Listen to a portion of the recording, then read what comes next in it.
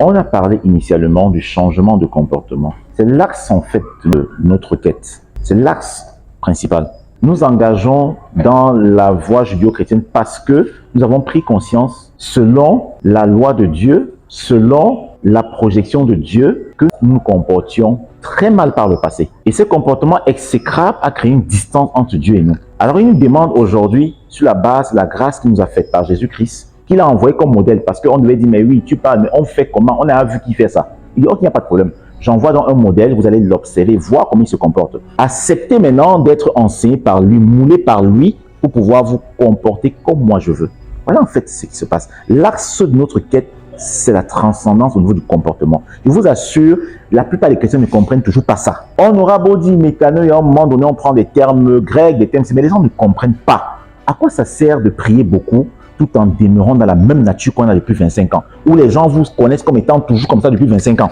Vous ne voyez pas qu'il y a un problème sérieux? Vous êtes soumis aux mêmes aigreurs, et ces aigreurs-là ont un effet, parce que par le comportement, on lit l'aigreur. Vous êtes soumis à la même culture d'il y a près de 30 ans. La culture agit, la culture se sent, elle vit, elle parle même. C'est ça que je vous parle du langage. La culture s'exprime. Une culture qu'on héberge en soi ne pourra pas être confinée, elle va s'exprimer. Or, je ne fais que vous dire, mes amis, le Christ est venu afin de nous aider à adopter la culture du ciel, la culture de Dieu, la culture du royaume des cieux. Si on ne comprend pas ça, c'est qu'on n'a encore rien compris à la mission de Dieu. Il y a deux grandes cultures, la culture humaine, la culture adamique et la culture de Dieu. Or, celui qui est influencé par une culture se comportera aussi d'une certaine façon. Tu n'as même pas besoin de dire la culture, on verra à quelle culture tu appartiens. Vous voyez par exemple aujourd'hui, s'il faut essayer de prendre un exemple, quand on parle des différentes strates socio-culturelles, on parle par exemple des Bamileke, mais il y a des Bamileke qui s'affirment, il n'a même pas besoin de te dire que les Bamileke, que tu le sais déjà, par son accoutrement, lors des événements. Cet accoutrement indique justement son appartenance, son affiliation socio-culturelle. Tu n'as même pas besoin qu'il parle trop, parce que quand il va ouvrir la bouche, il va te dire que donne-moi l'argent.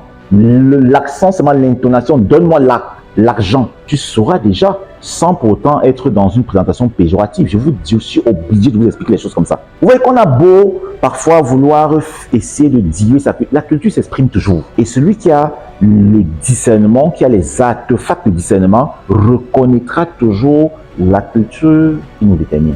Parce qu'elle s'exprime. Tout à l'heure, on a parlé de langage. Tu vois, il y a des chrétiens qui ont une certaine façon de parler quand ils sont dans un contexte. Tu vois, leur culture se manifeste pleinement.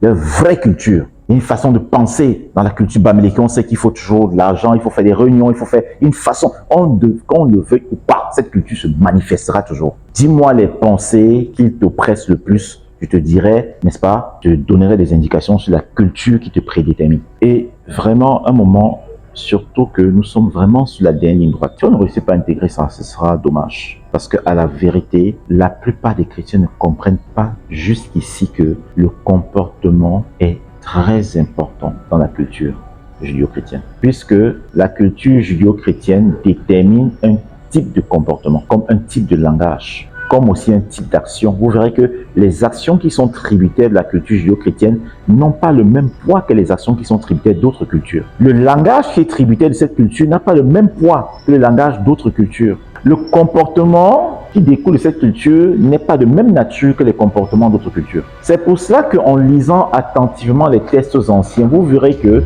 Dieu avait très bien fait de choisir un peuple, de le mouler de nouveau. Une fois qu'il fait sortir Israël, il le met de côté d'un désert, il le lui inculque des enseignements afin de le libérer de cette ancienne culture pour qu'il puisse être chargé d'une nouvelle culture identifiante de sa marque. Il faut vraiment se comprendre. Sinon, ça n'aurait servi à rien. C'est pour ça qu'une fois, et je vous l'expliquais l'autre jour, quand il s'est rendu compte que le peuple était en train d'échouer, il a dit à Moïse que parce que je te vois comme l'un des garants de ma culture et tu es fidèle, tu n'as qu'à dire un mot, je détruis toutes ces personnes et je te laisse. Je reconstruis ce peuple à partir de toi. Parce que le but pour Dieu, c'était qu'à partir du comportement, à partir des habitus, à partir des effets de ce peuple qu'on sentait qu'il est différent de tous les peuples. À partir de quel moment nous avons donc l'impression qu'on doit être différent des autres, puisque ce que les autres font, on veut faire aussi la même chose. Et on le fait même avec beaucoup de détermination, au nom même de Dieu toujours. Les déterminismes des peuples sont les mêmes déterminismes qu'on retrouve dans l'Église. Vous allez me dire qu'il y a une culture différente. Il n'y a pas une culture différente, c'est la même culture. Les gens sont prêts à tout pour faire certaines choses dans le monde. Les chrétiens sont aussi prêts à tout. Les gens se comportent d'une certaine façon dans ces milieux pendant qu'ils se retrouvent à l'aise. Les chrétiens aussi, quand ils se retrouvent à l'aise, ils se comportent de la même façon. Vous allez me dire qu'il y a une autre culture? La contre-culture. La contre-culture. Et vous voyez, bibliquement, cette culture qui a été davantage reconstruite à un moment de l'histoire de l'humanité avec Nimrod, qui a reconstruit cette contre-culture. Pendant que Dieu avait toujours prôné une certaine relation avec la nature, Nimrod va venir créer les choses artificielles. Vous voyez, la pierre était utilisée pour les constructions. Il va demander d'utiliser maintenant des briques. Il va demander d'utiliser maintenant des bitumes, ce qu'on ne voyait pas avant. Et il va initier toute l'humanité, n'est-ce pas, dans l'adoption de cette contre-culture. On dit qu'ils avaient un même langage. Mais le problème aujourd'hui, quand on regarde vraiment les chrétiens, est-ce que vous avez l'impression, est-ce que nous, on a l'impression souvent qu'on est exclu en profondeur du langage païen, des représentations païennes? Et c'est ça qui est un problème. Et ce qui est marrant, c'est que le fait même de relever, ça crée encore un autre problème dans l'église. Les gens même estiment que vous voulez montrer que vous êtes quoi? Vous voulez dire quoi? C'est-à-dire, ça devient trop compliqué à la fin. Quand on parle, on rappelle les avertissements de Dieu et tout dans l'église aujourd'hui. À un moment, ça crée même souvent obstacle, ça crée choc, ça crée tension. C'est même justement la preuve qu'il y a un problème très avancé. Comment peut-on donc faire pour estimer être dans la voie du Christ et pour avoir une conviction de l'être, tout en étant agressif à l'adoption de la culture de Dieu? Regardez l'émotion que nous avons quand on reparle des choses les plus basiques, des voyages, mariages, quand on parle de ces choses basiques. Regardez l'émotion qui se dégage au milieu des chrétiens. Je disais à Viviane depuis des années, il faut beaucoup se dépassionner. Un chrétien qui ne se dépassionne pas n'est pas encore un véritable chrétien. Mais c'est ça l'enjeu. Vous avez l'impression qu'il y a des gens qui refusent de se dépassionner. Parce qu'il a l'impression que se dépassionner, c'est perdre une partie de sa vie. C'est perdre une partie de lui-même. Évidemment, Christ dit que si quelqu'un veut me suivre, qu'il perde sa propre vie. Si tu ne te dépassionnes pas, Tom, tout ce que tu fais, c'est la perte de temps. Ça va te rattraper tôt ou tard. La culture a toujours permis à des consciences qui s'y livrent de pouvoir s'émanciper. De toutes les façons, quand les consciences se rendent compte qu'une culture n'est plus au service de l'épanouissement, ils s'en départissent. Vous avez donc l'impression que dans le milieu chrétien, beaucoup de chrétiens sont tellement épanouis de savoir qu'ils peuvent avancer à l'aune de la culture strictement judéo-chrétienne. C'est-à-dire qu'il y a un problème très sérieux. Comment donc peut-on dire qu'on est chrétien quand on ne retrouve même pas la joie de s'émanciper avec ce qui est censé nous développer? Parce que la culture te permet de te développer. Ta culture te permet de te développer. Les gens se développent sur la base de leur culture. C'est ton substrat. C'est ton univers matriciel. C'est même ton catalyseur. Comment donc comprendre que ce qui doit être pour toi le catalyseur est perçu par toi plutôt comme une limite, une contrainte? Vous comprenez? Je vous dis que nous sommes un temps d'apostasie, vous n'avez pas idée. On aura beau être là, on aura beau faire tout ce qu'on a fait là. On prie un peu, on fait ceci, on fait cela. Mais au fond, il n'y aura jamais de changement. Il n'y aura jamais une volonté d'adopter une nouvelle culture. Il n'y aura jamais eu de volonté de se dépassionner par rapport aux choses qui nous tiennent tellement à cœur. Moi, je vous observe beaucoup grâce à la capacité que Dieu peut me donner à des moments précis. C'est là que je comprends que nous sommes très hypocrites quand on refuse de s'élever spirituellement. Il y a trop d'hypocrisie parmi nous. Quand il est parfois question de parler des défauts, de parler des erreurs d'une personne, de voir comment une personne ne fait pas bien ça, il faut voir comment les gens parfois parlent avec une telle assurance. Mais vous observez seulement ce seul truc que Dieu leur a demandé de faire. Ils ont du mal à pouvoir. Quand vous parlez de ça sans que la personne devienne triste, la personne même parfois fuit les débats qui le concernent. Ok, quand je le dis, vous pensez qu'une personne pareille, une conscience en ce moment précis, peut avoir la capacité de pouvoir objectiver l'autre dans la même dimension? C'est pas possible. Alors vous verrez donc une personne qui se retrouve dans cette dimension piégée pourra facilement vous dire que vous êtes trop violente, vous êtes impulsif. Ignorant que la personne aussi est très impulsive. L'impulsivité se manifeste de beaucoup de manières. Si on te parle d'une chose qui te concerne, on te demande de travailler ça et que directement tu changes de sujet, ça peut être l'impulsivité. Oui, parce que l'impulsivité, c'est que tu changes vite. Tu as quelqu'un qui roule, n'est-ce pas? Et qui à un moment donné change directement à 360 degrés parce qu'il veut éviter quelque chose. On appelle ça quoi? La grande impulsivité. Les gens très réactifs ne sont pas capables de laisser couler la conversation parce que ça leur fait très mal. Il faut trouver, dès qu'on trouve une parade pour changer vite de sujet, on le fait. Non, écoutez, je ne veux pas dire ici que on ne peut plus faire des reproches les uns les autres parce que non, mais je veux seulement vous amener quelque part. Vous voyez, élevons-nous un peu. Je vous faire comprendre que l'objectivité est très difficile à cerner quand on est encore en soi-même très influencé par l'agitation. C'est pour cela que le Christ, qui est notre initiateur, du moins l'initiateur de l'Église, il a décliné une méthodologie. Il y a dans cette méthodologie plusieurs étapes. Parfois, les gens sautent trop les étapes. On ne peut pas sauter les étapes. Il faut accepter de passer par les étapes telles qu'elles ont été déclinées par le Christ pour prétendre à une certaine objectivité. Vous allez voir que dans l'Église, on ne se lève pas un matin comme ça pour dire certaines choses. Même Christ savait que ses disciples ne permettaient pas n'importe quoi. Il faut accepter de passer par les étapes pour être digne. N'oubliez pas que même dans l'Apocalypse, on dit à celui qui aura triomphé, à celui qui sera digne, j'écrirai un nom nouveau. C'est écrit. Vous pensez donc qu'on peut faire quoi quand des gens en soi, on n'est tellement pas gité, tellement truc. On joue à des jeux d'hypocrisie. Dans ces milieux, on est réservé. Dans d'autres milieux, quand nos intérêts sont beaucoup plus prononcés, on retrouve notre réalité. Vous pensez que tout ça va nous mener à quoi juste? À l'élévation spirituelle? Ne vous dérangez pas, c'est la chute, c'est l'apostasie. Parce qu'à force de faire un de jeu, on chute profondément. Parce que nous n'avons pas réalisé que le comportement, l'adoption de la culture renouvelée, c'est d'abord pour nous-mêmes. Et l'hypocrite pense que c'est d'abord pour l'autre. Puis même il ne comprend pas déjà ce que c'est. S'il pense que c'est pour toi, c'est même pas forcément parce qu'il veut que tu intègres la vision de Dieu. C'est par rapport à un intérêt qu'il a. Regardez donc, si on essaie d'éclater ça, la grande culture de Dieu, c'est tellement vaste. Le Christ nous a parlé de beaucoup de choses. L'amour, la patience, la miséricorde, la compassion, le respect. Parce que je peux vous dire qu'un des piliers, des pylônes cardinaux, un des pilier vraiment fondamental du royaume des cieux, c'est le respect, c'est l'ordre en fait. Je vous assure, il y a l'amour et il y a l'ordre à côté. Ça vraiment, c'est monsieur. Vous avez vraiment l'impression quand vous voyez les chrétiens là que dans ces milieux chrétiens, il y a vraiment tant de respect que ça. Le respect est très complexe.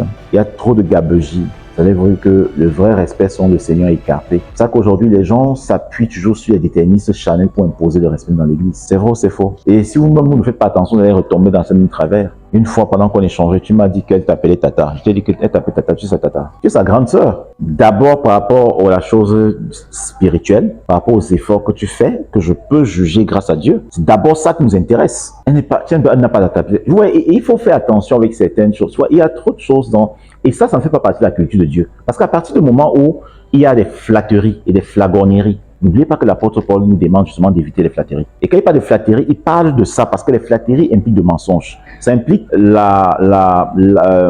appelle ça comment, l'ascension de l'ego. Christ a toujours voulu la vérité. Christ ne respecte pas quelqu'un s'il ne le mérite pas. Le respect dans l'église est fondamental à la nature de chacun. Il faut vraiment qu'on se dise la vérité. Il ne faut pas venir à les hypocrisies, on fait les trucs, l'autre lui dit, tata, ma mère, c'est les faux trucs. Il faut arrêter ces conneries là, disons. Le respect dans l'église doit marcher en phase avec la vérité. Mais Jésus-Christ est le Messie de l'humanité. Souvenez-vous de ce témoignage que Jean-Baptiste va rendre de lui. Jean-Baptiste va dire qu'il faut qu'il croisse pendant que Jésus... Ce n'était pas l'hypocrisie. Jean-Baptiste était très sérieux. Parce qu'en termes de rapport de force, ce n'est pas la même chose. Jean-Baptiste avait déjà été averti par l'Esprit Saint que celui qui vient est trop puissant. Ce n'est pas une question de fausse humilité comme on voit aujourd'hui. Parce qu'il y a trop de faux trucs. Quelqu'un dit, oh, grand, mais dans son cœur, il sait que tu n'es rien par rapport à lui. Il ne faut pas se mentir souvent. C'est les choses, c'est les réalités qu'on vivait. Il faut se dire la vérité. Vous voyez que tout ça, ça fait pour vous partie des éléments de la contre-culture. Vous voyez comment le malin a infiltré l'église à cause du refus de se départir des œuvres mortes. On héberge, on devient des outils par lesquels la contre-culture de l'adversaire va prendre de plus en plus de l'épaisseur dans l'église. J'ai vu un jour les apôtres demander d'honorer les gens qui ne méritaient pas. Lisez l'apôtre Paul. Et il va même aller très loin.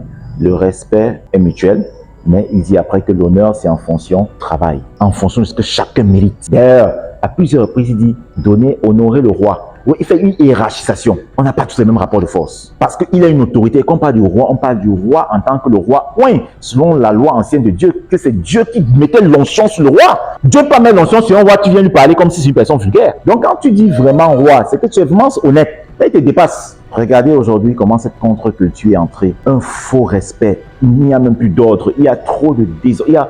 Je vous dis la vérité. Pourquoi vous ne voulez pas? Vous faites comme si je manque. Pourquoi? Ce que je dis est vrai. Et regardez ce que ça crée. Il y a aussi Jean-Baptiste savait que Jésus était plus grand que lui. On est d'accord. Et vous allez voir parallèlement, il y a une autre situation qui va être engendrée parmi les disciples qui n'étaient pas encore suffisamment bâtis. On dit bien que parmi eux, ils ont commencé à dire qui est le plus grand d'entre nous. Vous voyez que la contre-culture a voulu se mettre. Heureusement que le Christ n'était pas encore mort. Et il s'appuyait sur les rudiments charnels. La postérité, c'est toujours comme ça. C'est pour ça que dans les églises, vous allez voir à toi et à travers, papa, maman, n'importe comment, n'importe. On ne dit pas qu'on ne respecte pas. Mais je vous dis que dans l'église, Le respect est structuré. Les personnes âgées, quand on dit structuré, c'est ce que Dieu a écrit. On ne va pas inventer.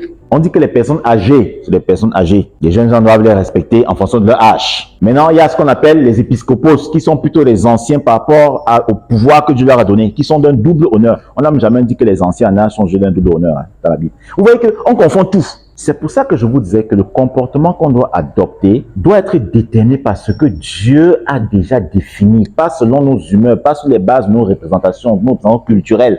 On doit s'appuyer sur la culture de Dieu, cette culture-là qui impose un certain comportement. Le comportement que j'ai vis-à-vis d'une personne dépend de ce que Dieu a déjà dit de cette situation, de cette relation. À la base, même le plus grand respecte le plus petit, parce que Dieu a respecté les êtres humains. Mais maintenant, à l'intérieur, il y a d'autres choses aussi, d'autres mécanismes. Il y a des gens qu'on respecte maintenant en fonction, n'est-ce pas, de leur niveau spirituel, en fonction de ce qu'ils ont abattu. Vous voyez que dans la Bible, on vous parle des femmes, des femmes veuves, qui ont persévéré. Et on vous dit que dans l'église, elles ont le respect qu'on leur donne.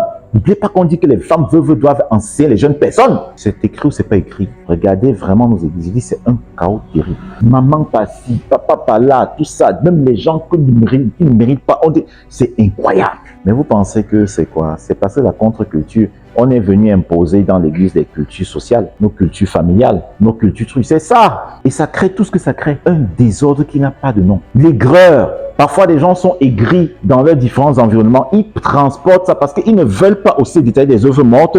La parole de Dieu enseigne un peu de psychologie. Je vous dis la vérité. Et les gens ne veulent pas. Parce que quand on parle de la psychologie, que tu le veuilles ou pas, il y a un aspect de comportement. La psychologie, psyché, logos. La psychologie est l'étude de l'âme et des comportements humains. Vous ne pouvez pas parler de l'âme sans parler du comportement. C'est pas possible. Il y a beaucoup de comportements, même parfois, qui sont de la contre-humaine, qui se relèvent même de l'aigreur, qui relèvent des blessures. Mais la blessure, une fois qu'elle est créée, elle peut être soignée. Mais est-ce que tout le monde accepte de se laisser soigner? Il y a des pathologies, il y a des maladies qui créent des impacts forts au niveau de l'âme. Mais le problème, c'est que dans l'église, on refuse d'être guéri. Et c'est tout ça qui engendre ce que vous voyez. Même les complexes. Et je peux vous dire, faites très attention à les complexes. Les complexes sont très puissants. Pourquoi des gens parfois veulent vous imposer une autorité qu'ils n'ont pas? Parce qu'à des moments, ils ont grandi dans les environnements où on les a détruits, on les a rabaissés. Ils rapportent ces éléments-là pour imposer dans les églises. Je vous dis la vérité. C'est comme ça que quand on était chez l'apôtre Wang là, toi le papa là, président était comme ça, même un traditionnaliste. On vient imposer aux gens dans l'église de Dieu de respecter un traditionnaliste juste parce qu'il a les moyens. Je vais vous dire, la contre-culture a un impact qui dépasse votre entendement. Je peux vous dire que beaucoup d'entre vous, vous respectez encore les gens sur la base de l'argent. Mais vous ne pouvez pas encore accepter ça. La culture de Caïn est puissante. Autant dans la culture du Christ, le respect dans l'église est dû à la capacité de transcender sa nature charnelle. Plus une personne réussit à maîtriser sa chair, plus elle est respectée dans l'église. C'est faux, c'est faux. Vous avez l'impression que vous-même, c'est comme ça que vous percevez vraiment les choses. Voilà pourquoi dans les églises, je dis, à partir du moment où les gens peut-être donnent un peu d'argent, ils deviennent les favoris. Est-ce que c'est comme ça que Dieu a dit les choses? Et de l'autre côté, vous verrez que d'autres consciences aussi aigries et bloquées dans une certaine mentalité de rébellion. Il y a des gens aussi que, ils vont se dire que, bon, il y a des personnes qu'on fait parce qu'ils ont de l'argent, mais ils ignorent que il y a des comportements qui refusent de transcender, qui peut créer un schisme. Parce que je vous dis la vérité, vous n'allez jamais vouloir aider une personne à se transcender. Et cette personne se comporte comme elle veut. Vous comprenez? Et puis vous continuez toujours à lui manifester une approbation. C'est impossible. Même Dieu ne fonctionne pas comme ça. L'approbation se mérite. La grâce, elle ne se mérite pas. On a eu gratuitement. Mais l'approbation, attention, elle se mérite. Ouais, chacun vient dans l'église avec sa part de culture.